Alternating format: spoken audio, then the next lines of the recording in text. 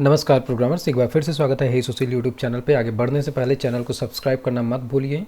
तो अभी प्रीवियस कुछ वीडियोस में आपने नोटिस किया होगा कि मैं बार बार ये कहता रहा कि पेज जो है वो लोड नहीं हो रहा है, ध्यान नहीं आया था। अभी कुछ दिनों से जो है जियो का नेटवर्क डाउन चल रहा है, सो इंटरनेट की स्पीड बहुत स्लो आ रही है।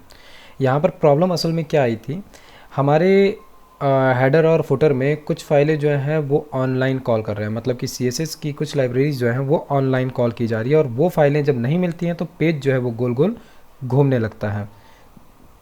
इसी वजह से ये प्रॉब्लम आ रही थी। अभी जैसे आप देखो नेट की स्पीड सही आ रही है, पेजेस जो हैं वो कितनी तेज़ी से ओपन हो रहे हैं। हमने लॉगआउट किया, लॉगिन किया, सिंपल सी ये प्रॉब्लम जो आई क्यों आई। अगर हम इस लॉगिन पेज पे भी देखें, Ctrl+U प्रेस किया हमने, यहाँ पर एक फ़ाइल जो है ये कोड आयोनिक फ्रेम वाली, ये हमने ऑनलाइन ले रखी थी। इस फाइल को हम सिंपली क्या करते हैं, इस फाइल को हम कर देते हैं क्या, लोकल। तो इस पर हमने क्लिक किया, ये फाइल है जो कि खुल गई। अब इसको हम क्या करते हैं, CSS जो है ये आइकॉनिक में ही लेकर चलना है, रखना है, तो हम इसको आइकॉनिक में ही रखते हैं। हम अपने प्लगइन्स में भी रख सकते हैं इसको। वैसे हम अगर देखें तो आइकॉनिक वाली फ़ाइल यहाँ पर है, और क्या आइकॉनिक से रिलेटेड कोई JS फाइल है? नहीं, आइकॉनिक से रिलेटेड JS फाइल तो कोई नहीं है, ये केवल सिंगल है। तो इसको हम अपनी CSS में ले चल के रखते हैं। तो यहाँ से हम चलते हैं सिंपली डिस्ट में, एंड डिस्ट में हमको मिलती है CSS, ठीक है। यहीं पर हम एक नई फ़ाइल क्रिएट करेंगे। किस नाम से क्रिएट करेंगे फ़ाइल? iconic.min.css। कॉपी किया इसको हमने, यहाँ पर आते हैं, राइट क्लिक किया क्योंकि इसने बहुत तकलीफ़ दी है इस फाइल ने, ये है। और ये पूरा का पूरा कोड हमने यहाँ से किया कॉपी एंड पेस्ट, ये बन गई हमारी लोकल फाइल, ठीक है। ये हमने क्या बना लिया, लोकल फाइल बना लिया इसको। और अब हम इस फाइल को ऑनलाइन से यूज नहीं करने वाले हैं, इसको हम यूज करेंगे यहीं से, ठीक है। तो इसको हम क्या करते हैं, लोकल हमने कर ही लिया है। सो यहाँ पर शायद हो सकता है कि कुछ दिक्कत आ जाए। खैर हम पहले इसको करके देख लेते हैं, तब हमको पता चलेगा कि क्या दिक्कत आने वाली है। यहाँ पर कुछ ये बताना चाह रहा है, ये एक एरर दिख रहा है इसको, ठीक है, कोई बात नहीं। इसको पहले मैं ट्राई करके देखता हूँ। तो इसको यहाँ पर मैंने कॉपी पेस्ट कर लिया, फाइल ये गई। अब सबसे पहले क्या करते हैं, लॉगिन वाला पेज, लॉगिन वाला जो पेज है इसको हम लोकल से कॉल करके देखते हैं।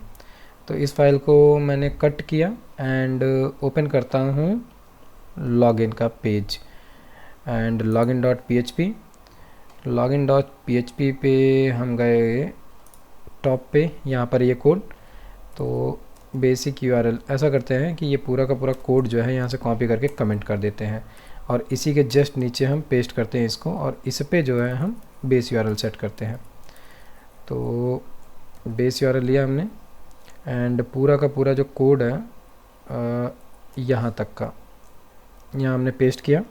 एंड यहाँ पर हमने क्या लिख देना है, ये हम लेकर आ रहे हैं किस फोल्डर से, डिस्ट से, ठीक है। तो हमने URL तो दे दिया, चलो एक बार चेक करते हैं कि इस पर हो क्या रहा है। Ctrl+Shift+R प्रेस किया हमने, खैर कोई फ़र्क तो हमें नहीं दिख रहा है, मतलब कि ये सही चल रहा है, ठीक है। हमने साइन इन किया। इस वाले पेज पे भी हमको यही सेम टू सेम फाइल जो है मिलती है, इसको भी चेक कर लेते हैं।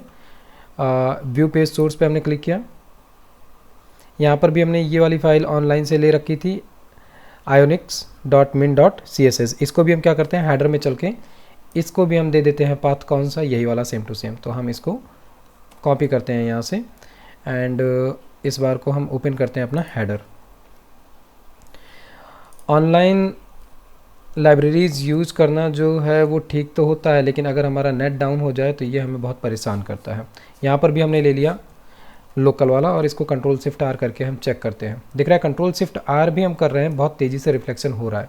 तो उस समय मुझे क्या लगा था कि सिस्टम बहुत दिन से मैंने बंद नहीं किया है, इसकी वजह से ये शायद लोड ले रहा है। बट जब मैंने क्या कहते हैं टास्क मैनेजर चेक किया, वहाँ पर कोई दिक्कत थी ही नहीं, तो वो काम हो गया। अभी हमको क्या करना था, हमने डिपॉजिट कर लिया था ऑल कस्टमर डिटेल्स पे। हम यहाँ पर रेड और ग्रीन वाले कॉन्सेप्ट को कर दिए हैं। अगर माइनस में है तो रेड दिखेगा, पॉजिटिव में है बैलेंस तो वो ग्रीन दिखेगा, ठीक है, एंड सो ऑन। अब हमारा सबसे पहला काम क्या है यहाँ पर कि जो ये इमेज दिख रही है, इस इमेज के अलावा अगर कहीं इमेज नहीं है तो एक बाय डिफ़ॉल्ट इमेज दिखनी चाहिए। तो इसके लिए हमें कोड कहाँ करना है, ऑल कस्टमर डिटेल्स वाले पेज पे। चलो इस पेज को हमने यहाँ से हटा दिया, ऑल कस्टमर डिटेल्स वाले पेज पे आए हम। अब यहाँ पर भी हमको क्या करना पड़ेगा, जैसे हमने यहाँ पर टर्नरी ऑपरेटर का यूज किया था वैसा ही कुछ काम हमें यहाँ पर भी करना पड़ेगा। क्यों? क्योंकि जो बेस यूआरएल हमने लिया, यहाँ पर हमने यही कहा कि अगर डॉलर वैल्यू इमेज में इमेज की वैल्यू आ रही है तो हम क्या कर रहे हैं, आगे बढ़ रहे हैं। तो अब कुछ भी आगे करने से पहले हम सिंपली क्या करें, हम इसका डेटा टाइप चेक करें कि ये असल में हमको, अगर इन केस इमेज में कुछ नहीं आ रहा है तो ये दे क्या रहा है, तभी तो हमारा ये क्लियर होगा कि हमको आगे करना क्या है। तो हम क्या करते हैं, ये फॉर ईच है, इसके जस्ट नीचे यहीं पर हम ले लेते हैं, ये नंबर में ले सकते हैं या कहीं भी ले सकते हैं। तो चलो हम यहीं पर या फिर वहाँ पर, क्यों, हम यहाँ यूनिक आईडी के बाद में ले लेते हैं कि ये असल में हमको दे क्या रहा है। तो वेयर डंप हम यूज करेंगे, where dump and dollar value image, ठीक है। और हमने दे दिया सेमीकोलन। इसको सिंपली सेमीकोलन नहीं देना है, सेमीकोलन यहाँ देना है, ठीक है। इसको चल के पहले हम चेक कर लेते हैं कि असल में जहाँ पर इमेज नहीं मिल रही है वहाँ पर वैल्यू क्या मिल रहा है। रिफ्रेश किया पेज को, दिख रहा है ये हमें स्ट्रिंग में वैल्यू दे रहा है 0। दैट मीन्स कि स्ट्रिंग में हमको ये वैल्यू दे रहा है 0, मतलब कि हमें नल की जगह पर क्या यूज करना है, डबल कोट या सिंगल कोट। तो ये अगर हमारे दिमाग में क्लियर हो गया है कि वैल्यू क्या हमको मिल रही है, तो अब सिंपली हमको टर्नरी ऑपरेटर लगाना है। और वो टर्नरी ऑपरेटर हम लगाएंगे कहाँ पर, यहाँ पर एसआरसी में ही कोड हमको देना है। तो कोड हमने यहाँ पर दे ही रखा है कि बेस यूआरएल में हम यूज कर रहे हैं, बेस यूआरएल में ये इतना यूज कर रहे थे। लेकिन अगर बेस यूआरएल में हमको इमेज का डेटा नहीं मिल रहा है तब क्या, तो उसी केस के लिए हम यहाँ पर टर्नरी ऑपरेटर लगाने चल रहे हैं। और टर्नरी ऑपरेटर में कंडीशन क्या लगने वाली है कि हमने इसी वैल्यू इमेज को ले लिया और यहाँ पर हमने कंडीशन दी कि डॉलर इमेज अगर क्या है, इक्वल टू क्या है, सिंगल कोट देना पड़ेगा क्योंकि ये हम डबल कोट के अंदर है, इसलिए यहाँ पर हमको सिंगल कोट देना है, ठीक है। तो अगर ये इक्वल टू क्या है, स्ट्रिंग है, खाली स्ट्रिंग है, तब के केस में हम यहाँ क्या करने वाले हैं, या फिर हम यहाँ पर ये भी दे सकते हैं कि अगर, अच्छा ठीक है, हम इक्वल टू नल का केस देते हैं। अब याद रखना, अगर हमने यहाँ पर कंडीशन क्या दी कि अगर dollar value image equal to empty string है, यानी कि खाली स्ट्रिंग है जो कि 0 की पोजीशन ले रहा है, अगर ऐसा है तो के केस में यहाँ पर हमको सबसे पहले क्या शो कराना पड़ेगा, यहाँ पर हमें शो कराना पड़ेगा डिफ़ॉल्ट वाला इमेज का पाथ। और इस वाले केस में यहाँ पर हो जाएगा, अगर नल नहीं है तो के केस में ये बेस यूआरएल वाला डेटा मिल जाएगा। दिख रहा है, एरर ख़त्म हो गया। अब यहाँ पर हमें सिंपली करना क्या है, इस बेस यूआरएल के साथ में ही, यही बेस यूआरएल के साथ में, वैसे ये कोड हम चाहते तो हम बेस यूआरएल के साथ में, जैसे कस्टमर से ही डेटा आ रहा है तो हम चाहते तो कस्टमर वाले ही क्या कहते हैं, फोल्डर में एक इमेज और रख सकते थे डिफ़ॉल्ट के लिए, तो हमको उसका पाथ मिल जाता है यहीं से सिंपली। और उसके लिए हमें कोड लिखना पड़ता है यहाँ पर, ठीक है। मैं जो समझाना चाहता हूँ, जिसको अगर समझ में आ रहा हो तो वो ये वाला भी अप्लाई करके देखना। चलो यहाँ पर हम बेस यूआरएल वाला कोड यहाँ पर भी पेस्ट करते हैं एंड थोड़ी सी हौच पौच हो गई। हमने करना क्या है, यहाँ पे सिंगल कोट लेने की ज़रूरत ही नहीं है, ये गलत लिख रहा था मैं। बेस यूआरएल का कोड, यहाँ पर बेस यूआरएल बंद किया हमने। अब यहाँ पर जो हमको इमेज चाहिए है वो कौन सी चाहिए है वो देखना पड़ेगा। तो ऐसा करते हैं, हम चलते हैं पहले कि हमें डिफ़ॉल्ट इमेज चाहिए कौन सी है। तो डिफ़ॉल्ट इमेज के लिए हम अकाउंट्स में आए, यहाँ पर अगर हम डिस्ट में चलें तो डिस्ट में इमेज में हमको कई सारी इमेजेस मिलती हैं। इसको हम पहले लार्ज आइकन्स में कन्वर्ट करते हैं। अब इसमें से कोई भी इमेज हम बाय डिफ़ॉल्ट के लिए ले सकते हैं। तो हम इमेज ले लेते हैं कौन सी, ये इमेज अच्छी लग रही है, अवतार 2 या फिर ये, चलो ये लेते हैं। कॉपी किया हमने इसको, ये एक पीएनजी फॉर्मेट का इमेज है। इसको हम बैक करते हैं और ले चलते हैं कहाँ पर, हमारा अपलोड्स में कस्टमर नाम के फ़ोल्डर में, ठीक है। और अभी के लिए जैसे ये दिख रहा है, या हम चाहें डिटेल्स फॉर्म में तो डिटेल्स फॉर्म में ले लेते हैं, कोई दिक्कत नहीं है। यहाँ पर इस इमेज का नाम हमें बस चेंज कर देना है। क्यों, इस इमेज का नाम हम क्या कर देते हैं, ओके, डबल क्लिक काम नहीं कर रहा है यहाँ पर। रीनेम करना है। इसको हम दे देते हैं डिफ़ॉल्ट,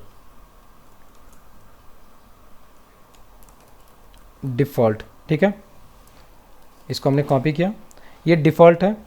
डिफ़ॉल्ट का मतलब कि यहाँ पर हमको अगर वो इमेज नहीं मिलेगी तो हम कॉल करेंगे किसको, डिफ़ॉल्ट डॉट png को। बस इतना सा काम करना था हमको। अब क्या होगा, अगर जहाँ पर भी इमेज नहीं आ रही है वहाँ पर ये डिफ़ॉल्ट इमेज आनी चाहिए। सब कुछ अगर ठीक है तो बस इतना ही हमको कंडीशन लगाना था। इसके बाद में हमें सिंपली इसको चल के रिफ्रेश करना है। दिख रहा है आपको, जहाँ जहाँ पर इमेज नहीं थी वहाँ पर डिफ़ॉल्ट इमेज आ चुकी है। ये मतलब कि थोड़ा सा सही हो गया, टेबल हमारा खाली नहीं दिख रहा है। ये काम हो गया। इसके बाद में अब दूसरा हमारा काम क्या है, इस टेबल का ज़्यादातर सारा काम हो चुका है। इन केस अगर कोई काम बचेगा तो उसको हम बाद में चेक करेंगे, ठीक है। अभी यहाँ पर अगर हम सर्च भी करना चाहें तो हम सर्च करके देख लेते हैं। जैसे कि हमने 87 दिया, या मान लो कि हमने 98 दिया, ठीक है, और फिर हमने दिया 8, तो इसने क्या सर्च किया, इसने इसको सर्च किया, या फिर इसको भी सर्च कर सकता है। तो सिंपली मतलब ये है कि ये सर्च काम कर रहा है। अब हमारा नेक्स्ट वर्क जो है वो है कस्टमर प्रोफाइल पे हम चलकर इसकी डिटेल को सही सही यहाँ पर दें, क्योंकि अभी जो डिटेल आ रही है वो आ रही है ऐसे ही डेमो डिटेल, और अब ये वाला यहाँ पर ऑप्शन भी नहीं रहेगा। हम क्या करने वाले हैं, हम इस यूनिक आईडी के क्लिक पर उसको भेजेंगे इस पेज पर, ठीक है। कहाँ से, इस यूनिक आईडी के क्लिक पर। तो चलो इसको करके देखते हैं। अब इसके लिए ज़रूरी क्या है कि हम पहले यहाँ पर लिंक क्रिएट कर लें। तो लिंक क्रिएट करना है किसका, कस्टमर प्रोफाइल का। तो कस्टमर प्रोफाइल में हमने जो मेथड बनाया था उसका नाम है कस्टमर प्रोफाइल, ठीक है। तो इसको हमने यहाँ से कॉपी कर लिया है, और अब हम चलते हैं इसी पेज पे हैं। इसी पेज पे हमें यूनिक आईडी पे लिंक जनरेट करनी है। कहाँ पर, यहाँ पर। तो हम क्या करते हैं, बाहर से ही यूज कर लेते हैं। ए टैग हमने दिया, हाइपरलिंक आ गया, ठीक है। तो हाइपरलिंक में हमें करना क्या है, बेस यूआरएल देना है। बेस ये बेस यूआरएल असल में जाएगा किस में, पीएचपी के सिंटेक्स में, बेस अंडरस्कोर यूआरएल, एंड ये हमारा सिंटेक्स बंद हुआ पीएचपी का, और इस बेस यूआरएल के अंदर हम इसको भेज रहे हैं वेलकम पे। वेलकम में कहाँ भेज रहे हैं, कस्टमर प्रोफाइल पे। और सवाल क्या उठता है, कस्टमर प्रोफाइल पे भी हम कहाँ भेजने वाले हैं, वो ज़रूरी चीज़ है। कस्टमर प्रोफाइल पे हम इसे भेजेंगे इंडिविजुअल एक कस्टमर पे, और वो किसकी मदद से भेजने वाले हैं, उसकी यूनिक आईडी की मदद से भेजेंगे। तो यहाँ पर हमको यूआरएल बनाना पड़ेगा, और वो यूआरएल क्या बनने वाला है, यही सेम टू सेम जो हमने यहाँ पे डॉलर वैल्यू यूनिक आईडी ली है, इसी को हम ले चलेंगे और कॉपी पेस्ट कर देंगे। कहाँ पर, प्रोफाइल के ठीक यहाँ पर बाद में कॉन्कैटिनेट का साइन दिया एंड यूनिक आईडी, ठीक है। अब यहाँ पे कुछ प्रॉब्लम भी होने वाली है, वो भी हम देखेंगे। तो ये हमारा बेस यूआरएल बन चुका है, और इसके ठीक बाद में यहाँ पर हम एंकर टैग को क्लोज कर लेते हैं, ठीक है। चलो एक बार हम फाइल को रन करते हैं, रिफ्रेश करते हैं और देखते हैं कि क्या हाल है हमारे यूनिक आईडी का। ओके, ऑल कस्टमर डिटेल्स, हम ऑल कस्टमर डिटेल्स पे थे, ठीक है। एचरेफ में हमने दिया, इसने यूनिक आईडी क्यों नहीं ली, फिर से एक बार रिफ्रेश करते हैं। कुछ गड़बड़ी की हमने। हम किस पेज में हैं ये देखना ज़रूरी है। हम ऑल कस्टमर डिटेल्स में ही हैं, और ये भी पेज ऑल कस्टमर डिटेल्स ही है। कंट्रोल शिफ्ट आर करके देखते हैं, ठीक है, कोई फ़र्क नहीं पड़ा।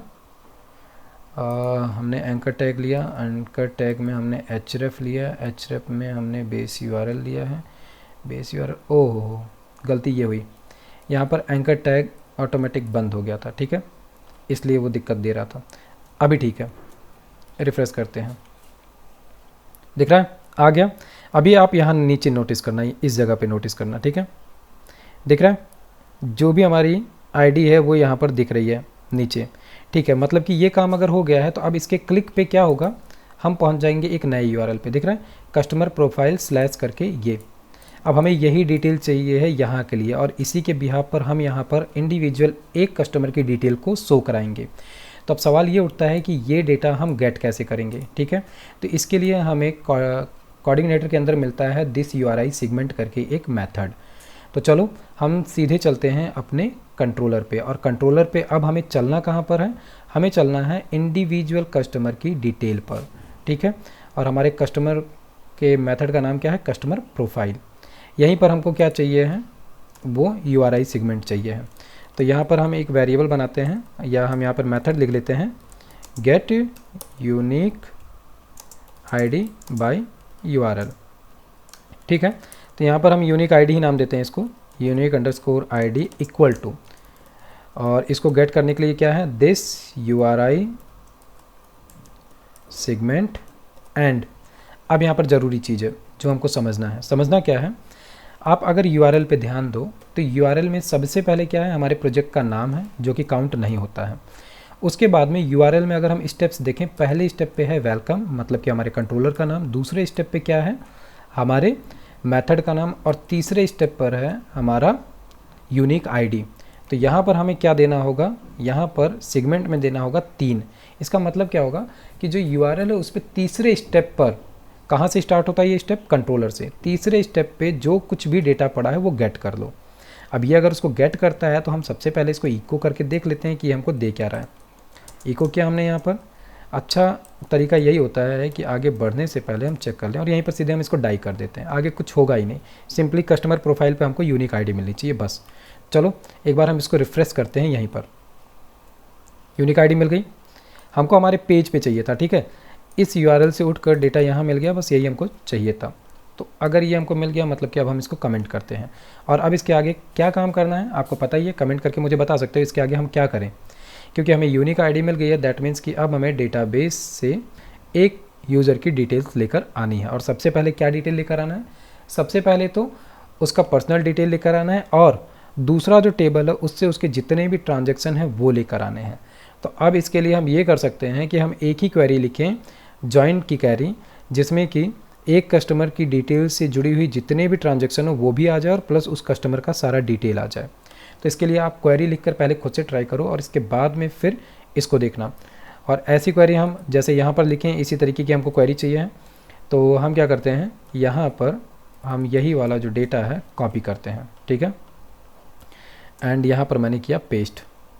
पेस्ट करने के साथ में मैं क्या करने वाला हूँ, यहाँ पर ऑल कस्टमर की जगह पर लिख देते हैं सिंगल कस्टमर, ठीक।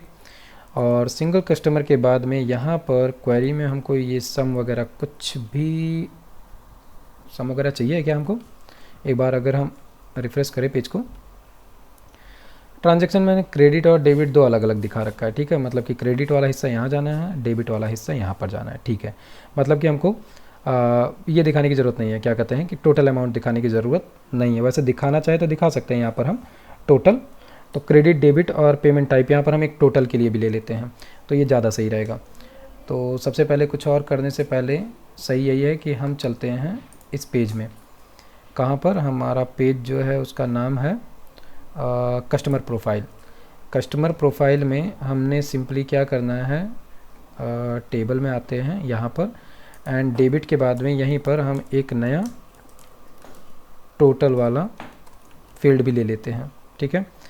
और ये TR जो है, ये फालतू वाले TR इसी समय हम डिलीट भी कर देते हैं ताकि बाद में ये काम ना करना रहे। तो ये TR हमने डिलीट कर दिया, एंड यहाँ पर हमने ऐड कर दिया क्या, टोटल। अभी ठीक है, अभी इसको रिफ्रेश करते हैं। अब क्या होगा कि यहाँ पे क्रेडिट डेबिट और टोटल ये तीनों अमाउंट दिखेंगे, ठीक है। तो पहला काम तो हमारा ये हो गया है, तो हमको अब लिखनी है क्वेरी। तो क्वेरी लिखने के लिए हम चलते हैं अपने कंट्रोलर पे। अब ये वाली क्वेरी जो थी, इसी क्वेरी को हम यहाँ से क्या करते हैं, कॉपी कर लेते हैं। सेम टू सेम क्वेरी को हमने कॉपी किया, इसको ले चलते हैं हमारे टेबल में, और यहाँ SQL क्वेरी जो है यहाँ पर आते हैं और यहाँ पर कर देते हैं पेस्ट। थोड़ा सा मैं इसको जूम कर लेता हूँ ताकि, और ये टेबल बंद कर देता हूँ, इसको जूम कर लिया, ठीक है, ताकि आपको साफ साफ दिखे, ठीक है। तो अभी के केस में यहाँ पर हमने क्या किया था, हमने सम कराया था अमाउंट, ठीक है, ये तो सही है। अमाउंट अगर सम करके मिल जा रही है तो ये बहुत सही है, क्योंकि ये हमको क्रेडिट मिल गया, ठीक है, सबसे पहले, फिर दूसरा अमाउंट हमको डेबिट मिल गया यहाँ पर भी, ठीक है। और उसके अलावा यहाँ पर जो हम कर रहे थे, क्या कर रहे थे, हम सभी IDs के लिए कर रहे थे, लेकिन अब हम यहाँ पर केवल सिंगल ID के लिए करेंगे। तो सपोज दैट मान लो हमारी ID जो है वो है ये वाली, इसको हमने यहाँ से ले लिया। और लेकर आते हैं यहाँ पर। आप ध्यान देना, यहाँ पर हमने क्या लिखा है कि राइट ज्वाइन किया था, और राइट ज्वाइन करने के साथ में यहाँ पर हमने कंडीशन ये दी थी कि हम ज्वाइन क्या कर रहे हैं कि जहाँ पर भी C table equal to T table का unique ID equal to match करे, वहाँ पर हम ऑर्डर बाय ले रहे थे यूनिक आईडी से, ठीक है। लेकिन अब ऑर्डर बाय यूनिक आईडी से हमको लेने की ज़रूरत तो नहीं है, लेकिन फिर भी अभी रहने दो। यहाँ पर हमको क्लॉज लगाना है क्या, वेयर का, और वेयर में हम सिंपली यहाँ पर क्या देने वाले हैं, वेयर में हम देंगे कि जहाँ पर कि सी डॉट यूनिक आईडी, जहाँ पर कि C dot unique ID equal to हो किसके, इस कोड के, वो डेटा हमको मिल जाए। तो इसको एक बार चलो कॉपी कर लिया, और इसको हम गो करके चेक करते हैं। थोड़ा सा मैं स्क्रीन को छोटा करता हूँ, ठीक है। गो किया, देखते हैं ये डेटा क्या दे रहा है। तो अभी के केस में इसने क्या दिया, सिंगल डेटा दिया, दिख रहा है, केवल और केवल सिंगल डेटा, डेबिट और क्रेडिट के लिए। लेकिन हमको क्या चाहिए था, हमको मल्टीपल डेटा चाहिए था, और यहाँ पर हम दोनों टेबल को ज्वाइन करके नहीं ले सकते हैं। रीज़न ये है, हमको ट्रांजैक्शन सभी चाहिए हैं और उनकी सारी डिटेल्स चाहिए हैं, और हमको प्रोफाइल जो है वो सिंपल अलग से चाहिए है। तो इसलिए हमारा ये काम गड़बड़ हो गया। हम इस तरीके की क्वेरी यहाँ पर नहीं लेने वाले हैं, ठीक है। इसको हम कंट्रोल जेड करते हैं, नहीं करेंगे ये वाला काम।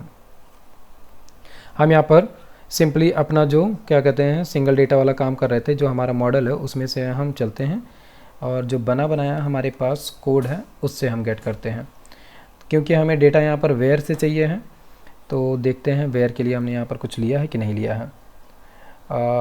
ये रहा, ठीक है, वेयर वाला, get single data where condition, यही वाला हम ले लेते हैं।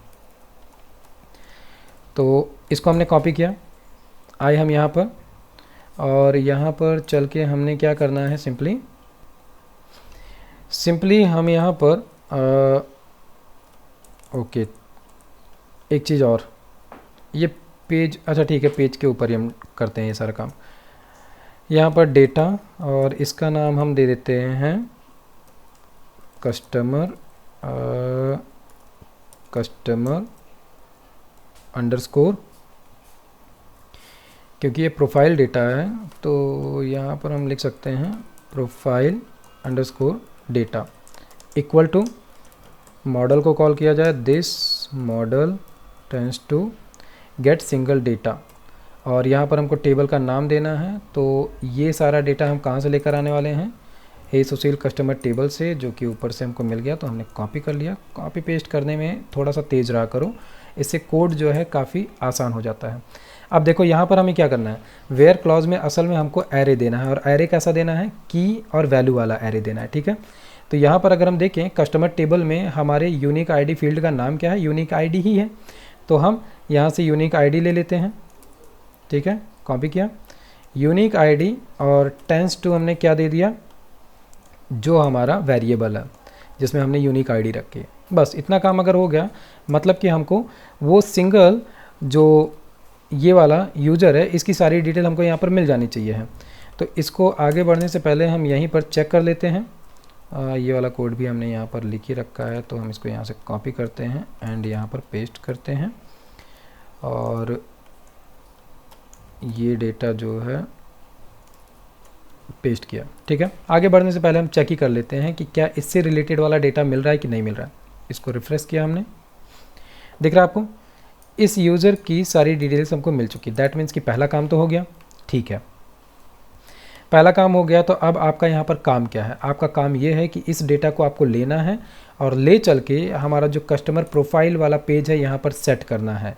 अगर आप इसको सेट कर ले जाते हैं तो बहुत अच्छी बात है, अदरवाइज ये वाला काम हम नेक्स्ट वीडियो में करेंगे। सबसे पहले हम क्या करेंगे, कस्टमर प्रोफाइल की जो डिटेल्स है इसको हम अनकमेंट करते हैं, अभी के लिए कमेंट करते हैं और इसको एक बार रिफ्रेश करते हैं, और मैं बताता हूँ कि आपको नेक्स्ट वर्क करना क्या है। सबसे पहले तो आपको जो कस्टमर की पर्सनल डिटेल्स आई है वो यहाँ पर सेट करना है। इमेज की जगह पर इमेज आनी चाहिए उसकी, अगर इमेज नहीं है तो बाय डिफ़ॉल्ट इमेज लगाने की कोशिश करना। बाकी उसकी ये डिटेल्स जो टेबल से आप लेकर आए हो ये सही सही जगह पर दिखा दो, ठीक है। दूसरा वर्क क्या है, जो लोग थोड़ा और अच्छा हो गए हैं, इस पर कॉन्फिडेंट हो गए हैं, उनका दूसरा काम क्या होगा, उसी तरीके से फिर इस यूनिक आईडी के बिहार पर उसके जितने भी ट्रांजैक्शन हैं उसकी डिटेल लेकर आनी है और यहाँ पर शो करानी है। जितना आप कर सकते हो करने की कोशिश करना, अगर नहीं होता है तो नेक्स्ट वीडियो में हम ये काम करेंगे, ठीक है। फिर मिलता हूँ नेक्स्ट वीडियो में, तब तक के लिए कोडिंग करते रहो, मस्त रहो, स्वस्थ रहो, जय हिंद।